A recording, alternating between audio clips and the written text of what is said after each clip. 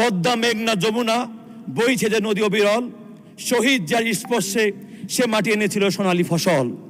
আমার সামনে বিরোধী দলের নেতৃবৃন্দ আছেন, তারা প্রায় সময় বলছেন এই বাজেট স্বপ্নের বাজেট। আমি বলতে চাই, এই যে আমার সামনে আপনারা বসে আছেন বিরোধী দলে, আপনারা কি স্বপ্ন দেখেন না আগামী দিনে সরকারে আসবেন, ক্ষমতায় আসবেন? আজকে যারা আমরা সংসদ সদস্য হয়েছি, আজকে বাংলাদেশের যত মানুষ রাজনীতি করে সবাই কি স্বপ্ন দেখে না যে আমরা একদিন উপজেলার চেয়ারম্যান হব, আমরা একদিন পৌরসভার মেয়র হব, একদিন আমি সংসদ সদস্য হব, একদিন আমি বাংলাদেশের মন্ত্রী হব, একদিন সরকারি দলে যাব? আমি মনে করি আমাদের আজকের এই বাজেটের কারিগর আমাদের সেই স্বপ্নের বাজেট দিয়ে আমি মনে করি আগামী দিনে আমাদের সেই স্বপ্ন বাস্তবায়ন করার জন্য কারিগর দীর্ঘদিন পর বাংলাদেশে পা দিয়েই উনি বলেছেন আই হ্যাভ এ প্ল্যান। আজকে 12ই ফেব্রুয়ারি নির্বাচনে এবং 17ই ফেব্রুয়ারি সরকার গঠন করার পরেই 130 দিনেই উনি কিন্তু আই হ্যাভ এ প্ল্যানটাকে কিন্তু উই হ্যাভ এ প্ল্যানে আজকে উনি পরিণত করতে যাচ্ছেন।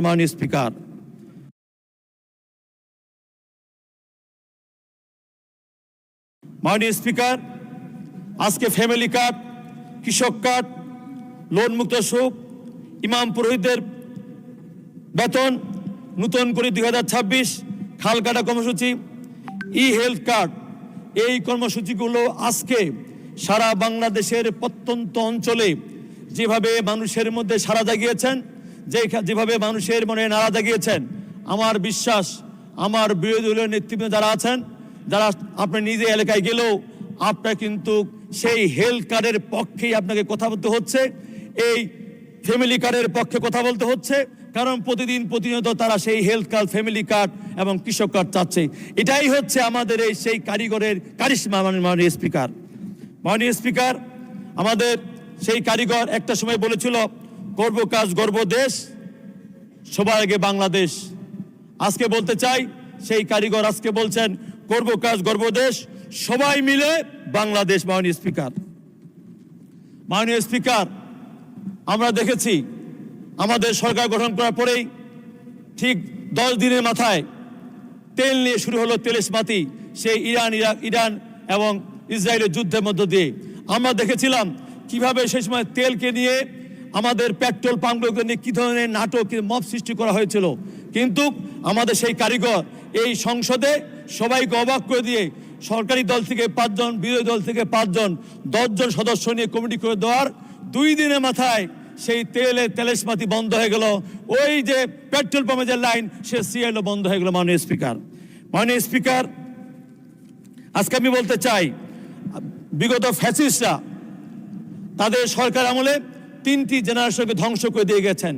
একটি হচ্ছে স্কুলের ছাত্র যারা নিরাপদ সরকার আন্দোলন করেছিল, আরেকটি হচ্ছে কলেজের ছাত্র যারা কোটা আন্দোলন করেছিল, আরেকটি হচ্ছে বিশ্ববিদ্যালয়ের ছাত্র যারা হাসিনা খেদা আন্দোলন করেছিলেন। মাননীয় স্পিকার, আমাদের সেই কারিগর আজকে সেই প্রাইমারি স্কুলের ছাত্রদেরকে ক্লাস 4 থেকে তাদেরকে নতুন কুড়িতে সম্পৃক্ত করে এবং তাদের বিভিন্ন ব্যাগ দিয়ে আজকে তাদেরকে সেখান থেকে কিন্তু আগামী দিনের স্বপ্ন দেখাচ্ছে। মাননীয় স্পিকার, এবং আমাদের কলেজের ছেলে মেয়েদেরকে আজকে বিশেষ করে মেয়েদেরকে দ্বাদশ শ্রেণী পর্যন্ত বিনা বেতনে পড়ার সুযোগ দিয়ে আজকে সেই স্বপ্ন দেখাচ্ছে। মাননীয় স্পিকার, আমি মনে করি আগামী দিনে সে আমাদের আজকে শিক্ষা মন্ত্রণালয়ে যে বাজেট এসেছে, সেই বাজারের মধ্য দিয়ে আগামী দিনে আমাদের কারিগর যে পথ দেখিয়েছেন, আমাদের বিশ্ববিদ্যালয়ের ছাত্ররা তার সেই চাকরি সুনিশ্চিত পাবে এবং বেকার সমস্যার সমাধান হবে।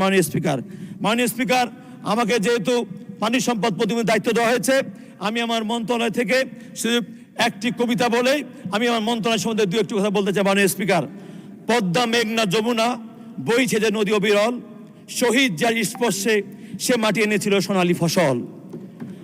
আবজির নেত্রী লড়াইয়ে ভেঙেছে দীর্ঘ আধার কারা, দেশ মাতার অবিচল প্রতিরোধে দেশ ফিরেছে মুক্ত ধারা।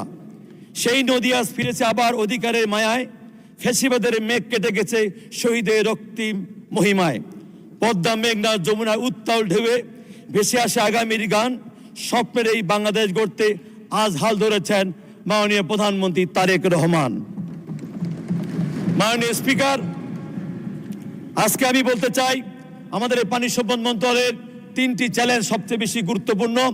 একটি হচ্ছে আমাদের ফারাক্কাবাদ, আরেকটি হচ্ছে আমাদের পদ্মা ব্যারেজ এবং তিস্তা ব্যারেজ। ইতিমধ্যেই আমাদের মাননীয় প্রধানমন্ত্রীর নেতৃত্বে আমরা কিন্তু সেই আমাদের ফারাক্কাবাদ নিয়ে আমরা কাজ করছি। আমাদের সেখানে আমাদের টেকনিক্যাল কমিটিগুলো আমরা সেইভাবে কাজ করছি। আমরা যেন বিগত দিনের তুলনায় বেশি করে আমরা ফারাক্কার পানি নিতে পারি, তার জন্য আমরা সর্বাত্মক কাজ করছি মাননীয় স্পিকার। ইতিমধ্যেই আমরা পদ্মা ব্যারেজের 1 নং পাশ করেছি, যার মধ্য দিয়ে প্রথম পর্যায়ে পদ্মা ব্যারেজ আমাদের শুরু হলেই আমাদের বিশেষ করে 19টি জেলায় 120টি উপজেলা সে সুবিধা আসবে এবং পরিপূর্ণতা হলে 26টি জেলার 163টি উপজেলায় সেই পদ্মা ব্যারেজের সুবিধা পাবে মাননীয় স্পিকার। মাননীয় স্পিকার, আমাদের তিস্তা ব্যারেজ নিয়েও আমাদের কাজ হচ্ছে। আমাদের টেকনিক্যাল কমিটি হয়েছে, সেখানে তিস্তা ব্যারেজ হলে সেখানে আমাদের প্রায় 5টি জেলা আমাদের উত্তরাঞ্চলে সেই সুবিধা পাবে মাননীয় স্পিকার।